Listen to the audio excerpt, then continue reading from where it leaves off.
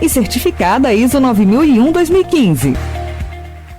Informe do trabalhador. A economista, assessora sindical e doutora em desenvolvimento econômico Marilane Teixeira afirma que o mundo do trabalho vive um clima de incertezas. Segundo ela, não é possível afirmar como as atividades econômicas vão estar ao fim da pandemia do coronavírus. A pandemia, ela evidencia uma realidade social. A pandemia representa um período de profundas incertezas, nós não sabemos do futuro, nós não sabemos quando estaremos todos aptos a voltar ao trabalho com segurança.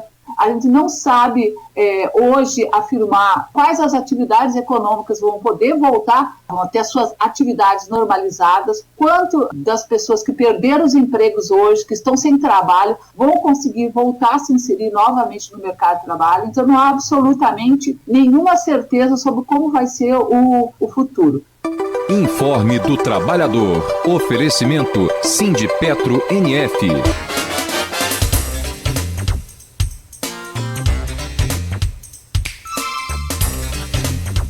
7h29. É rápido, já estamos de volta com o Folha no Ar, primeira edição. Para você que está chegando agora aí nos 98,3 da Folha FM e também no nosso Face e YouTube, muito obrigado, seja bem-vindo, seja bem-vinda. Para você que está conosco aí já desde cedo também, um bom dia a todos.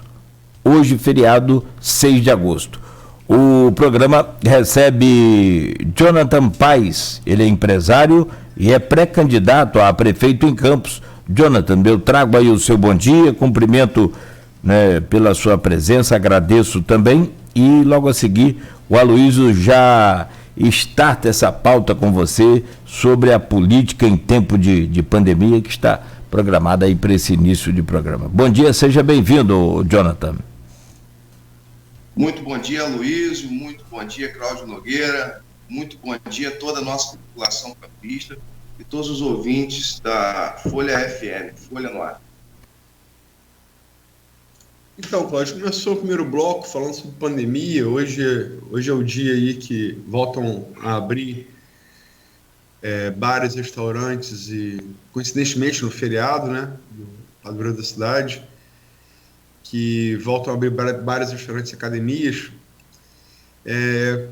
Você é relativamente novo na política, né? Está começando agora, pelo menos eu que estou no jornalismo político já há algum tempo, eu não conhecia. Eu fui conhecê-lo já como pré-candidato a prefeito pelo PMB. Como é que você está vendo aí a pandemia e a atividade política nesse tempo de isolamento? Bom dia. Bom dia. Aloysio, eu tenho acompanhado muito a questão, todos nós, né, temos acompanhado excessivamente aí a questão da pandemia, a nível de país, a nível de mundo. Nós temos casos, né, diferentes em várias regiões. Por exemplo, se você olhar países como Portugal, por exemplo, hoje não tem caso indo a óbito nenhum mais. Se você olhar a Suécia, não houve lockdown. E teve o tratamento necessário para todos que tiveram qualquer tipo de problema. Já que no nosso país a gente começa a ver uma série de situações comprometedoras. Porque a gente começa a ver os recursos saindo através das verbas federativas relacionadas ao combate ao Covid, e a gente começa a ver a má utilização desses recursos, tá? Isso para a gente hoje é o cúmulo do absurdo. Nós tivemos casos aí de governadores totalmente envolvidos em corrupção, como o nosso governador aqui do estado do Rio de Janeiro. Não foi só aqui, nós tivemos vários casos em todo o país. Casos esses que a gente observou com muita clareza. Foram comprados respiradores por mais de R$300 mil. Respiradores que custariam no máximo 50, 60 mil reais. Por outro lado, nós tivemos também exemplos como o governador Zema, de Minas Gerais, que construiu um hospital de campanha com mais de 700 leitos no custo de 5,5 milhões. Então, a gente vê uma disfunção no tratamento do Covid no nosso país. Alguns políticos vêm tratando com muita seriedade, outros não. E isso, para mim, é o principal problema hoje no nosso país, a má utilização do recurso público no combate ao Covid. Tem as denúncias contra o governo do Whitson, né? Ele está com um pedido de impeachment, que está na nova montagem de comissão da Alerj, né? Por determinação do ministro do presidente do STF, ministro Dias Toffoli, um recurso que ele entrou. Inclusive entrevistamos aqui no programa o presidente da comissão, o Chico Machado, e o relator da comissão, que é deputado estadual aqui de Campos, o Rodrigo Bassalar. Falamos sobre isso com o Cláudio Nogueira. O Rodrigo foi com o Arnaldo Neto e o Chico Machado eu participei também. Agora, você falou em Portugal e Suécia. Portugal é um típico exemplo de um país que fez, desde o início, a quarentena horizontal, o isolamento horizontal, né? Na verdade, Aloysio, ele fez algo que o país deveria, o nosso Brasil deveria ter feito. Ele fechou as suas fronteiras. Todo mundo sabe que uma área de Portugal, a grande parte dela é voltada para o mar, né? E a outra parte que é voltada para o território foi fechado, e eles fizeram as barreiras sanitárias, fizeram o trabalho que deveria ter feito aqui no nosso país. Para quem não se lembra, em plena pandemia mundial, no nosso Brasil teve carnaval, teve folia, e não tinha ninguém preocupado com isso. E a gente precisa, sabe, Luiz, ter muita maturidade para entender isso, porque o Covid é uma doença séria, tá? É uma doença que realmente pode levar a pessoa a óbito, como a gente está vendo aí o grande número de pessoas sendo levadas a óbito pela Covid. E aí eu queria levar a reflexão nossa o seguinte: qual é, por exemplo, a oportunidade que o cidadão comum, o cidadão trabalhador, o pobre, tem para combater a Covid? Qual é a oportunidade? Se você observar, estou falando até de mim, por exemplo, que eu utilizo a saúde pública, eu não tenho um plano de saúde, eu utilizo saúde SUS, eu utilizo Ferreira Machado, eu utilizo HGG, eu utilizo os hospitais, como, por exemplo, domingo eu estava dentro do São José. Qual é a acessibilidade hoje do cidadão comum aos medicamentos, por exemplo, a ivermectina, a hidroxicloroquina, ao sulfato de zinco, a azitromicina, que são utilizados em um protocolo que vem dando certo.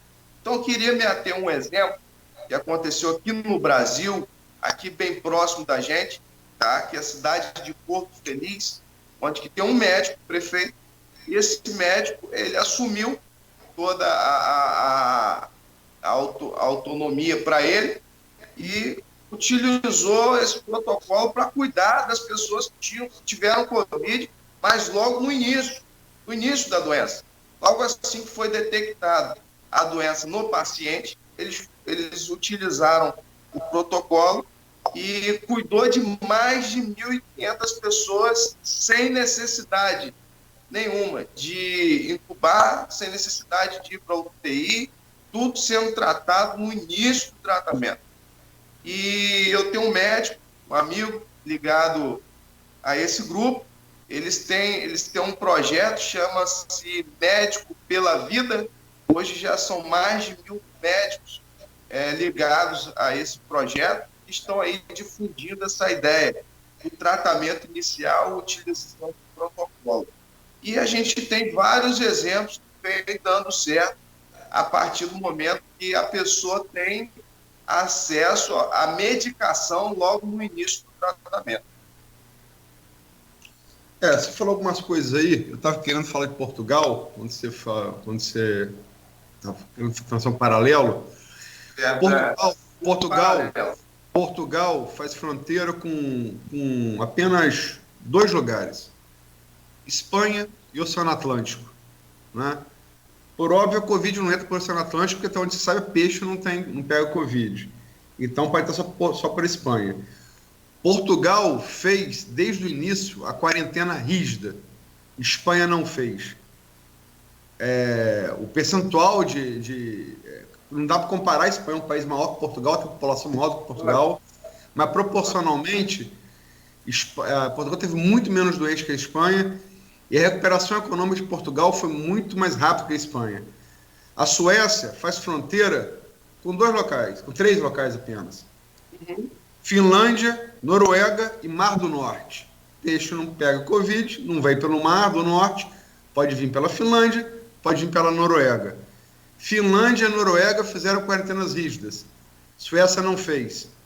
Inclusive, era muito usado como exemplo por Osmar Terra e pelo próprio presidente Jair Bolsonaro.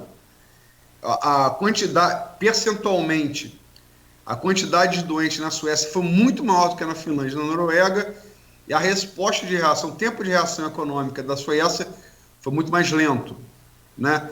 Você podia usar aqui o exemplo da Itália e da Grécia, que não são vizinhos, mas estão no mesmo paralelo. Eles têm um mar Adriático ali entre eles.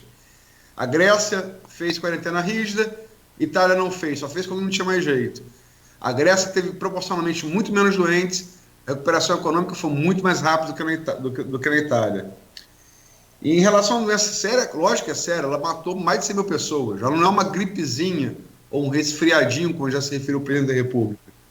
E em relação à hidroxicloroquina, precisa ter cuidado, Jonathan, porque eu não sou médico, acho que você também não é, Cláudio não é, e não há nenhum estudo científico que indique hidroxicloroquina como medicamento, a despeito do que pregam o presidente da República, Jair Bolsonaro, e chegou a pregar o Donald Trump.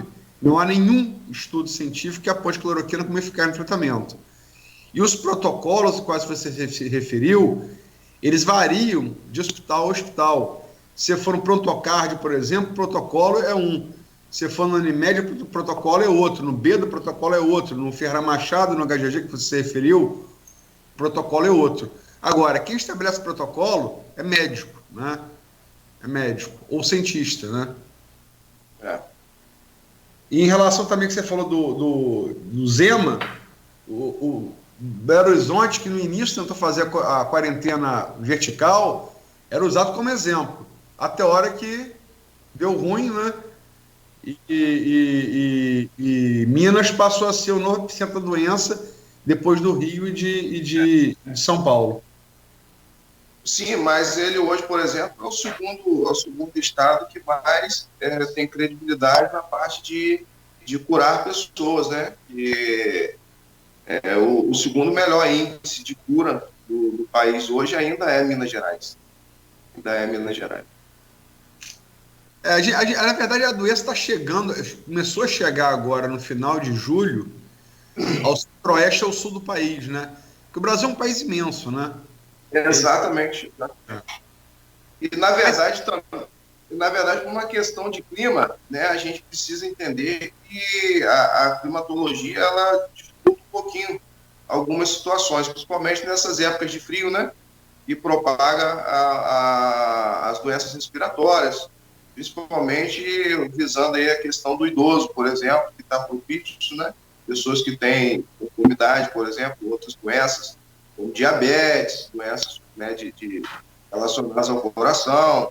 Essas enfermidades, elas são muito, muito complexas para quem pega a Covid, né?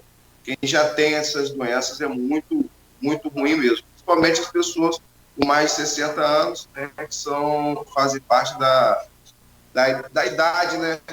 E se pegar a doença pode ocasionar problemas mais sérios. Mas da atividade política, como é que você acha que tem interferido a Covid?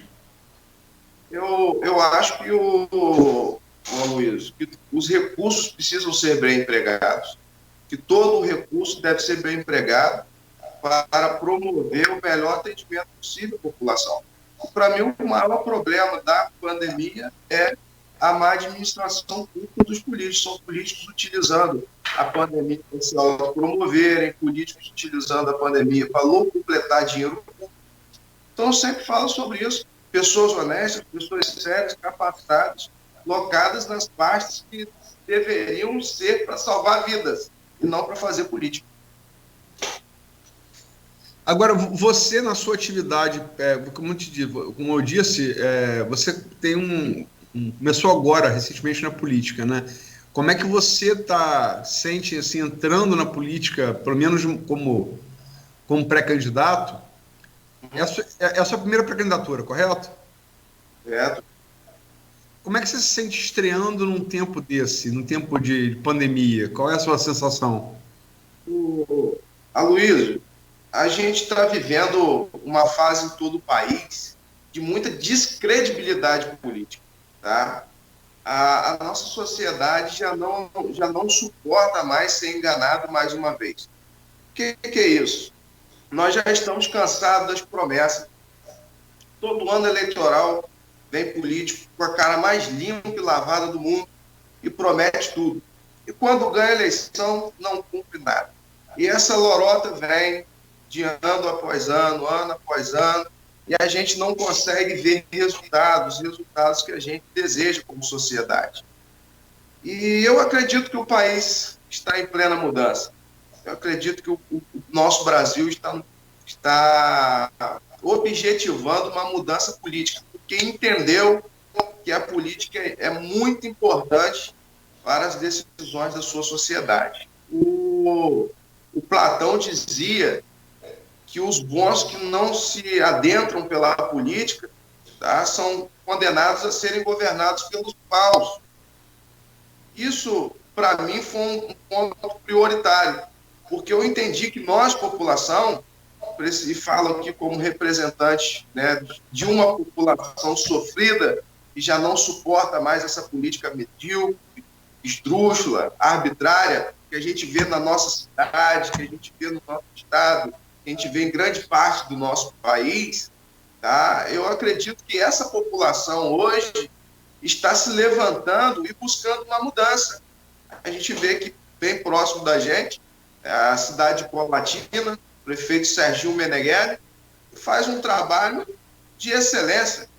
Diga-se de passagem, é dito aí por todo o país como o melhor prefeito do Brasil. Por quê? Porque é um cara, um cidadão comum, uma pessoa que sabe das deficiências da sociedade, sabe que tem experiência de pele, sabe o que é sofrer dentro de um hospital público, sabe as deficiências do sistema de saúde, do sistema político, sabe como precisa realmente melhorar para atender melhor a população, funcionalismo público, tá? E a partir disso aí, vem fazendo um grande trabalho, porque vem colocando a mão na massa e fazendo o seu melhor para a sua população. Então, essa mudança que eu mencionei é o que eu também espero para a minha cidade. Tá? Essa mudança que é o que eu espero para o meu estado do Rio de Janeiro e para o meu país. E eu acredito muito nisso, porque se a gente não se levantar e proporcionar uma real mudança, eles vão continuar vindo, mentindo para nós nas eleições e continuando tudo do mesmo jeito. E a pandemia mostra isso para a gente com muita clareza, com a má utilização dos recursos públicos.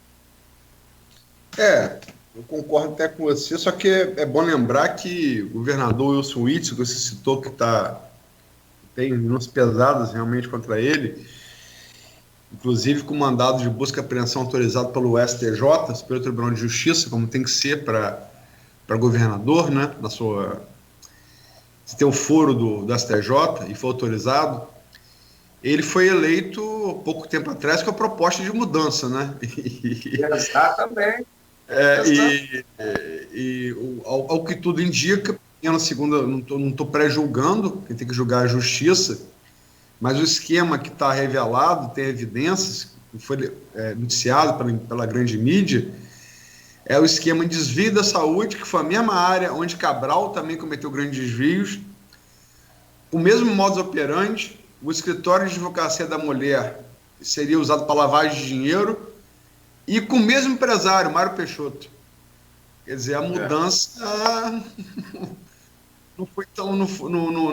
a mudança, como disse aquele romance, O Leopardo, Tomás de Lampedusa, as coisas têm que mudar para continuarem as mesmas, né?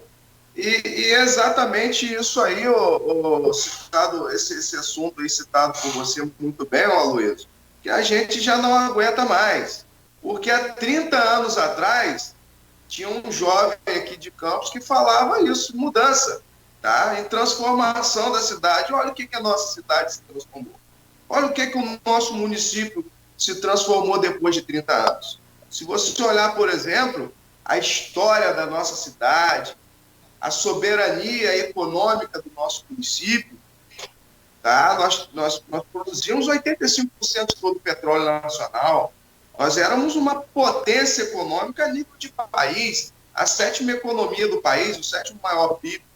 Se você observar muito bem, um pouquinho mais para trás, o governo Geisel, por exemplo, a gente foi a principal cidade do país na indústria de biotecnologia, na indústria econômica do bioetanol, através do projeto ProAlco, né, o Instituto do Álcool e do Açúcar, capacitando as nossas usinas a produzirem o ápice da biotecnologia no país, porque nós estávamos em plena queda do petróleo mundial, né, a crise de 70,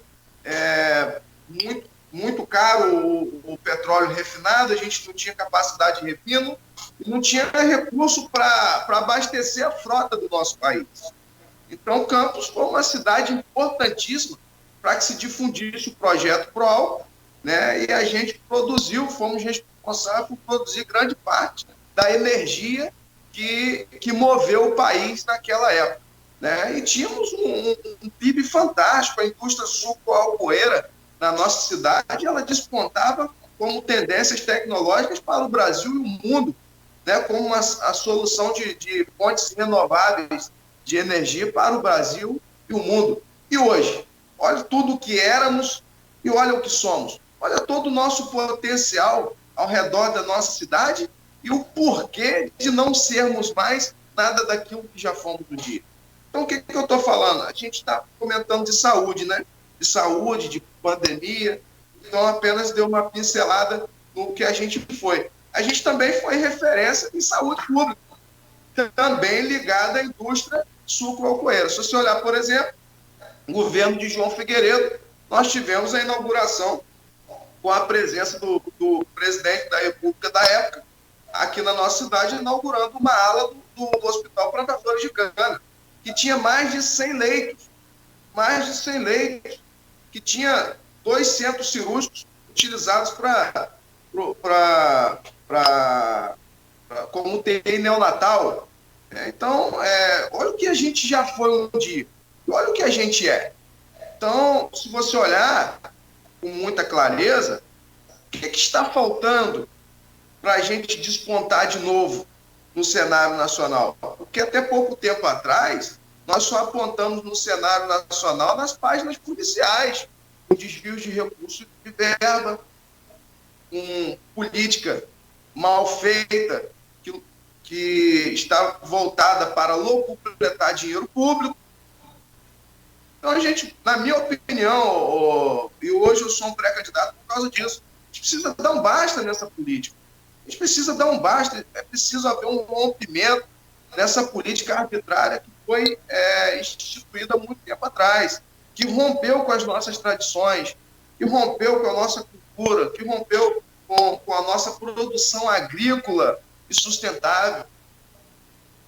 Nós deixamos de ser uma cidade altamente produtiva para viver pendurado na autodependência do petróleo. E o pior, utilizaram essa autodependência do petróleo para encharcar o funcionalismo público da nossa cidade, tá? E escravizar o nosso povo, porque não tem emprego, a cidade não tem emprego, políticas de geração de emprego e captação de recursos foram findadas, a nossa cidade passou a gerar cabide de emprego dentro da prefeitura, e aí quando a gente se depara numa situação como hoje, que a principal empresa empregadora do município é a própria prefeitura, e tudo se detém em prol da prefeitura, se a prefeitura tem dinheiro para pagar o funcionalismo público, o comércio sobrevive, a indústria que não existe mais. Então a gente se depara com tudo isso e apenas com foco de uma esperança por uma real mudança, porque a gente já não acredita mais. Já não tem ninguém mais acreditando nas falácias dos mesmos políticos de sempre. Você adiantou aí um pouco o assunto da crise econômica, você tem razão que você fala do inchaço da máquina pública, mas esse é um tema que, se me permite, a gente vai tratar no próximo bloco. Em relação ao governo João Batista Figueiredo, você está correto na questão do pró-álcool, no final do governo Geisel, né, final dos anos 70, foi uma crise que abalou o mundo inteiro e o biocombustível foi como alternativa a partir dali. O álcool ficou muito tempo, chegou a ser mais usado até do que a gasolina para carro de passeio, né? E depois foram abandonando, não sei muito bem porquê, a partir dos anos 90, né? Mas também eu me lembro, isso eu já estou com um pouco mais de idade, e eu me lembro disso vivo ainda, e meu pai é jornalista, então acompanhava as notícias, do final do governo Figueiredo, então, o último general-presidente, ditador, último remanescente da ditadura militar, esteve na Praça do Salvador e prometeu também o Progir, que era o projeto de irrigação para Campos, e estamos até hoje esperando chegar a irrigação, né? Que você com irrigação, logicamente que a produtividade você aumentaria. Agora, deixa eu fazer uma pergunta aqui, mas prometeu isso aqui. Só para não perder essa pontinha que você falou, esse projeto aí da irrigação dos arquedutos, ele está no plano diretor da nossa cidade desde 1944, cara. Não só os arquedutos, hoje já está mais isso, né? E não vê até hoje. Não vê. A gente também não pode cobrar, porque acho que a gente tem que cobrar dos próximos gestores, né? Daqueles que assumiram o município, que eu acredito também que não brigaram por isso, porque não foi interessante para eles. Essa é a minha opinião, entendeu? Não, a gente vai falar no próximo bloco, vai estender um pouco mais disso na questão da economia. Eu queria entrar aqui na participação, se me permite, dos ouvintes, aqui no grupo de WhatsApp do programa. O radialista, colega nosso aí, colega do Cláudio Nogueira, o Arnaldo Garcia, logicamente que a gente não pode falar de propostas de governo, só podemos falar isso depois das convenções, mas ele pergunta aqui: qual estratégia você pretende usar para fazer com que as propostas cheguem aos eleitores, uma vez terá pouco espaço de propaganda de rádio e TV? Hoje a propaganda de rádio e TV já não tem mais, né? Os partidos já não terão esse ano a propaganda de rádio e TV. Hoje está todo mundo em pé de igualdade, a gente vai utilizar a rede social, a gente também não vai poder ter aglomeração de pessoas, né? Não poderemos fazer subir em palanques, né? Fazer os comícios, não poderemos fazer reuniões, e a gente vai utilizar a internet, a gente vai utilizar a força de vontade das pessoas de ver sua cidade sair desse marasmo político, sair dessa lama, sair desse atoleiro a qual colocaram, né? Então, a gente viu agora, aí, pouco tempo atrás, a eleição do presidente da República, onde que as pessoas faziam campanha para o presidente sem cobrar nada, utilizando suas próprias redes sociais, utilizando, né, faziam camisas do próprio presidente, distribuíam gratuitamente as pessoas. Então a gente vai fazer do mesmo jeito, a gente não tem investidor por trás da gente, a gente vai gastar a sola de sapato, a gente vai gastar a rede social e a gente vai utilizar o mínimo possível de recursos para também não se comprometer num possível mandato, entendeu, Luiz? A gente vai fazer uma política limpa, honesta, ordeira, para que a gente, se for eleito, possa governar do mesmo jeito, honestamente, ordeiramente, e fazendo o que for possível para tirar a cidade dessa lama que a colocaram. Só lembrar que realmente a eleição do presidente Jair Bolsonaro foi um fenômeno, né?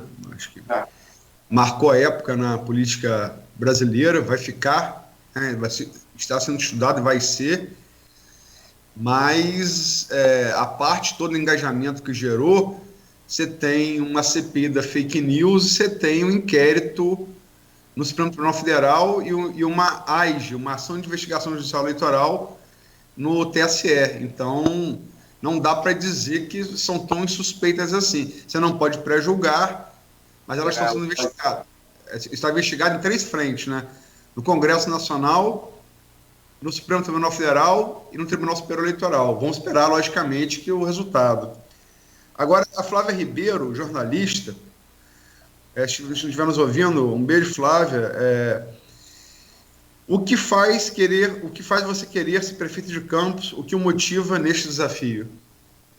Então, a maior motivação é fazer com que essa cidade seja reerguida, é ver o nosso povo trabalhando, é ver os servidores públicos indo para dentro do funcionalismo público, trabalhando com vontade, porque está com salário dia, porque está dentro de instituições que não vão cair sobre a cabeça deles. Tá? Isso é muito importante, porque quem conhece os hospitais públicos da nossa cidade sabe que em dia de chuva chove mais lá dentro do que fora, e ninguém tem coragem para subir no telhado e consertar o telhado do hospital, tá? Porque dinheiro não falta. Se você olhar, por exemplo, o HGG, foram inúmeras emendas parlamentares que foram colocadas ali e a gente não consegue enxergar a aplicabilidade desses recursos, a gente não consegue enxergar na íntegra a utilização dos recursos, principalmente em melhorias nas estruturas físicas dos departamentos do funcionalismo público da nossa cidade. Tá? Então, essa nossa motivação que vem de encontro ao anseio porque eu sou um cidadão, sabe? Então, eu pretendo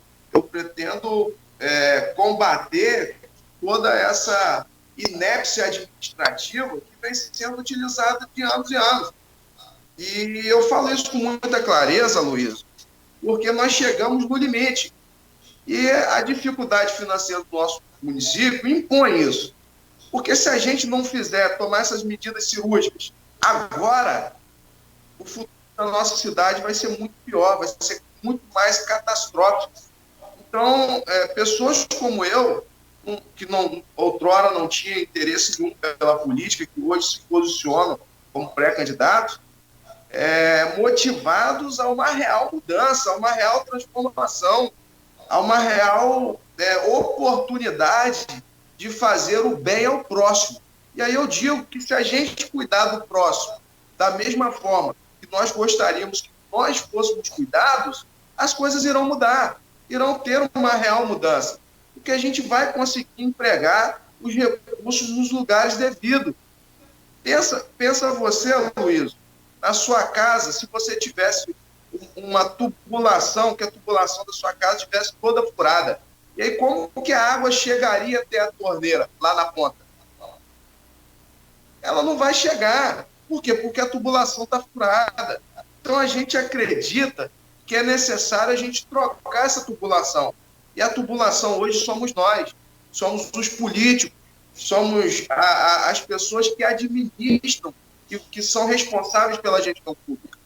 Eu falo isso com muita clareza, sabe por quê, Aloysio? Há um ano eu tenho me dedicado a montar uma equipe de primazia, uma equipe de pessoas competentes, capacitadas, pessoas experientes, que irão nos ajudar a reerguer essa cidade. E a nossa principal motivação é essa: resgatar e reconstruir a maior cidade do estado do Rio de Janeiro. Deixa eu terminar o bloco. Não sei se o Cláudio Nogueira vai querer fazer uma intervenção ao final. Entrando no que você está falando aí, a pergunta do advogado e servidor público estadual Nicolas Lusitano. Em um quadro administrativo certamente mais difícil, desde a redemocratização, qual seria o estímulo em assumir esse enorme desafio que hoje é a Prefeitura de Campos? Então, Aloysio, a Prefeitura de Campos é realmente, de fato, um verdadeiro abacaxi. Qualquer prefeito que disser ao contrário, qualquer pré-candidato que disser ao contrário, vai estar mentindo. Não existe benefício algum hoje, estou falando com muita clareza, em ser prefeito de Campos. Serão problemas acima de problemas. E aí a gente precisa deixar bem claro para a população que está nos assistindo, está nos ouvindo, aos ouvintes da rádio, onde estiver indo esse discurso, precisa deixar bem claro, tá, o nosso comprometimento com a população. Tá? Porque não existe saudosismo em ser prefeito de Campos hoje. Tá? Existe uma gama de problemas deixados por administrações anteriores que não serão resolvidas pela atual gestão, que irão ser prorrogadas para o próximo. E aí a gente precisa ter um carinho muito grande para não ser leviano, tá? E falar a verdade para a população, mostrar a verdade para o povo. As contas são ruins, são, e aí? A cidade vai continuar sem prefeito? A cadeira vai ficar sozinha? Não, tem que encarar os problemas de frente, com as medidas que terão que ser tomadas, sejam elas populares ou antipopulares, tá? E fazer o possível para essa cidade voltar a produzir, para essa cidade voltar a ser potência, para essa cidade voltar, sabe, ser uma cidade que nós viemos a nos orgulhar dela. Você quer fazer alguma intervenção? Luiz, nesse bloco você pautou aí essa questão da Covid, o enfrentamento, e ele comentou sobre o Hospital Geral de Guarulhos, sobre o Feira Machado, sobre o São José, parece que ele esteve lá também, né? Eu gostaria de saber a opinião dele com relação a essa questão do enfrentamento que a Prefeitura montou, esse gabinete, né, de combate ao Covid, né? Esse gabinete de crise, e também essa questão do CCC, que é o Centro de Combate e Controle ao Coronavírus. Perfeito. O que acontece, o Cláudio? E isso, concluindo a pergunta, isso aliado na ausência do hospital de campanha, que ficou só na... Eu iria comentar sobre isso também. O que acontece, Cláudio? A princípio, a Prefeitura, ela colocou um número de UTIs muito inferior à necessidade do município, né? Se eu não me engano, foram 19 leitos que a gente tinha de UTI. Vocês podem até me corrigir se eu estiver falando alguma coisa errada, mas, salvo engano, foram 19 leitos que nós tínhamos de UTI, e com a ajuda do Porto do Açul chegaram novos equipamentos. O CCC. Isso. E aí chegaram novos equipamentos e a coisa foi melhorando um pouquinho. Eu acho que, dentro dessa questão, as pessoas que estiveram à frente disso estão indo muito bem. Eu esqueci o nome da médica agora, que está lá na Beneficência Portuguesa, a representante do tratamento do Covid, mas ela tem trabalhado muito bem, com muito afinco. A gente viu de perto aí esse trabalho dela, é um trabalho muito bom, a gente não tem do que reclamar. Eu não seria leviano da minha parte falar o contrário. Eu acho que faltou muito na parte estadual, o Estado em comprometer com aquilo que havia sido feito, né, que era o hospital de campanha. No município, talvez você possa concordar comigo ou não, eu destaco a falta, por exemplo, da medicação para a população, tá? O acesso à medicação nos primeiros dias, isso eu destaquei desde o início. Teve cidades aí, por exemplo, que foi distribuído ivermectina para toda a cidade. Ivermectina que é um vermífugo, né? Teve cidades que foi distribuído nos postos de saúde. Agora, na minha opinião, o que deixou muito a desejar foi voltar a chave toda para o Covid e se esquecer, por exemplo, dos idosos. Se esquecer, fechar todos os postos de saúde, fechar as unidades de tratamento que estão mais próximas do povo. Então, isso, para mim, foi um erro e uma falha. Porque, por exemplo, pessoas que têm diabetes precisam se tratar todo dia, né? Precisam fazer curativos, precisam tomar remédios, medicamentos. Tá? Então, para mim, a grande falha foi se abraçar um lado e se esquecer do outro. Tá? Eu acredito que deveria ter sido feito algo mais para proporcionar às pessoas a saúde que não vinha tendo ao longo dos anos. E é isso. A saúde da nossa cidade, ela não está ruim de agora. Ela vem ruim há muito tempo. Tá? Eu não estou falando só dessa gestão. Estou falando da gestão anterior, porque a saúde também não era de boa qualidade. Tá? E falo isso com muita propriedade, porque eu precisei, um tempo atrás, com crise renal, tive mais de 10 crises renais, então constantemente eu estava dentro do PU, dentro do São José, cheguei a HGG algumas vezes, tá? E apesar dos médicos, dos enfermeiros terem todo o carinho e a vontade de cuidar do paciente, sempre faltava muita coisa, né? Então, para mim, isso foi o pior motivo, tá? A falta de comprometimento com a saúde nos últimos 3 anos, e chegou agora, na pandemia, virou-se aí meio que um Deus nos acuda, e aí eles tiveram que fechar todos os postinhos, as unidades básicas de saúde, e o sistema que era descentralizado foi fechado. Então, para mim, isso aí foi o pior motivo aí da pandemia possível. Eu só queria, antes de terminar o bloco, passar para o bloco seguinte, Nogueira. O Jonathan se referiu à coordenadora do CCC, acho que ele quer se referir à médica pneumologista Patrícia Meirelles, que é coordenadora da UTI do CCC. Embora tenham vários médicos lá, ela está à frente. Essa para dar o crédito que é devido. Também concordo com o Jonathan, trabalho excelente, né? Tem se desdobrado, não só ela, como todos os profissionais, técnicos de enfermagem, portaria, lavanderia. Suporte, todo o pessoal de apoio ali, de serviços gerais. Covid, que são estamos fugindo do nome da especialidade. ASG? Não, o fisioterapeuta pulmonar, né? Sim, muito importante para a recuperação dos pacientes. Sim, claro. E só para lembrar aqui, para terminar, o JC Cordeiro falou que eu estou inventando coisa contra o presidente aqui no comentário do stream.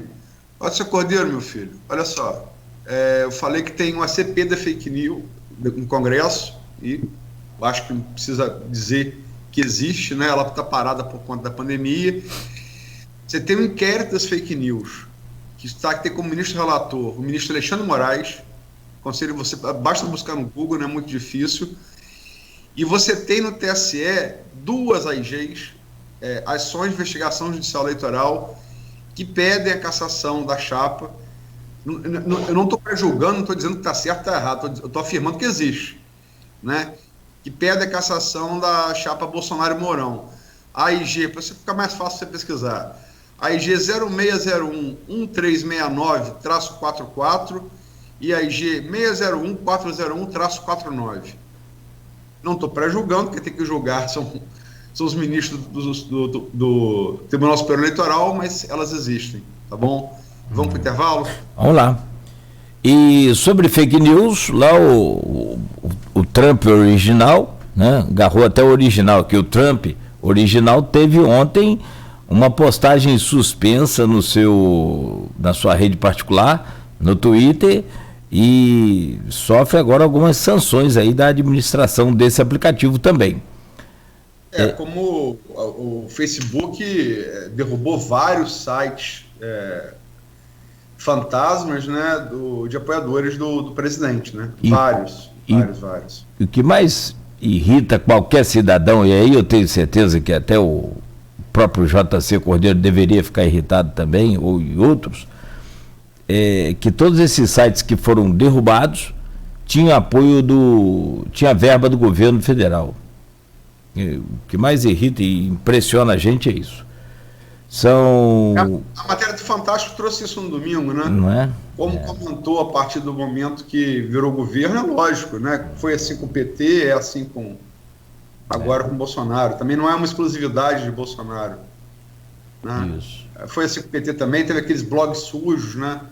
No governo Dilma, enfim, financiados com dinheiro público. Tem gente até Vamos para o intervalo. Vamos sim, tem gente já foragido aí. Foragido não, já fugido do país.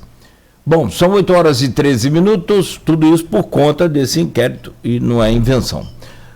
E a gente volta no próximo bloco com o Jonathan Paes, empresário e pré-candidato a prefeito em Campos, e a seguir com o oferecimento dos laboratórios Plínio Bacelar e Clínica Proteus.